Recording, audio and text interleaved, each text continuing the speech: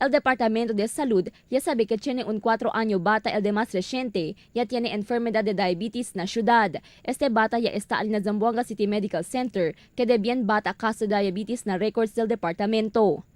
So yun nga ang sabi ko kanina that in terms of chronic degenerative diseases, what we have now at the Zamboanga City Medical Center, suffering from diabetes is as young as 4 years old. That is why if we correlate it with the first 1,000 days. Según la DOH, posible según este hereditary o posible también tiene que hacer na salud del bata. Por eso na un media forum que conduce el Departamento de Salud y reitera el 1,000 days de mga bata que debe darle prioridad. Este incluye el tiempo que ya queda preñada el nana hasta ya llega 2 años el bata.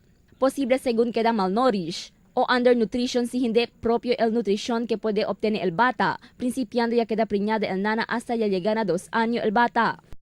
We will not have a cases like that, no? Maybe although we can say that maybe nasa genes yon, nasa baka hereditary yung ano, no? But then protection can also be really very important also.